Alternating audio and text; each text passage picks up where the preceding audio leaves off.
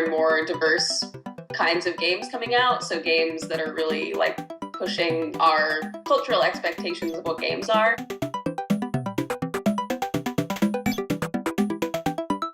As tools become more accessible, the conversation will start to change because new kinds of people will make games, and the more people making games, the more different kinds of games you're going to see, which thereby changes the kinds of conversations about what games can be.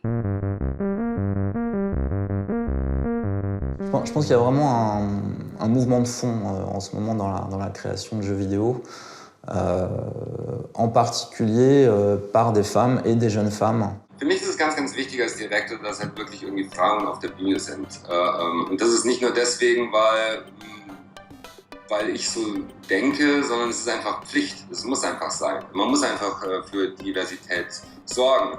Sei es irgendwie Schwarze, Weiße, Frauen, Transgender. Es muss eigentlich im Endeffekt alles da sein, um auch die Vielfältigkeit des Mediums auch irgendwie zu repräsentieren.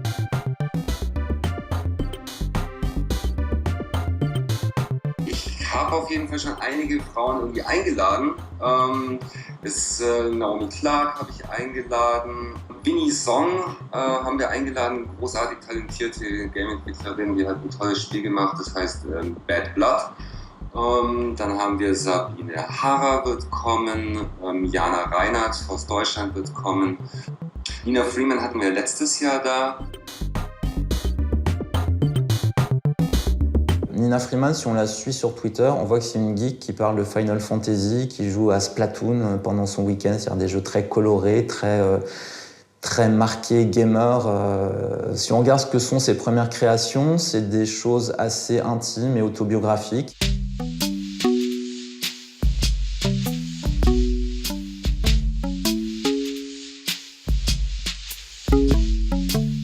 So I was kind of finding that I was really interested in telling stories about ordinary people, kind of like I was doing in poetry.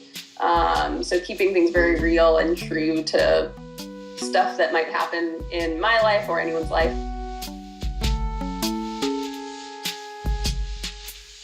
It was so good to see her come out of graduate school and Code Liberation. She had gotten a scholarship to teach our high school program.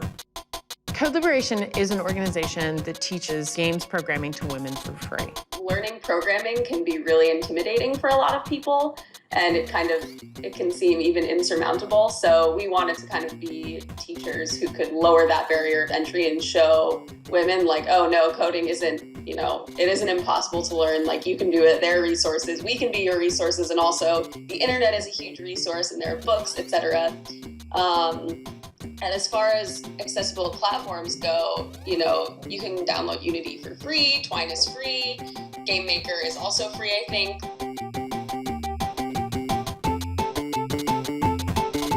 Now that more people, have over time sort of discovered that they can make games on their own because these tools are accessible and they have the resources, they're talking more about it in the open because we all kind of want to figure out how to make this work for ourselves. So we look to each other for advice. So I think that it's kind of always been going on, but it's definitely gotten bigger and bigger and more part of the public discourse around making games and how to support yourself making games.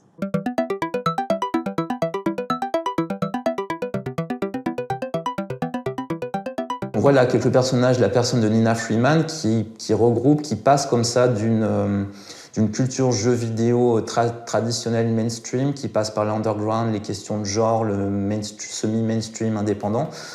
On voit que les frontières tombent en fait, et je pense que c'est vraiment ça qui est très très intéressant et qui montre aussi que le Gamergate a perdu.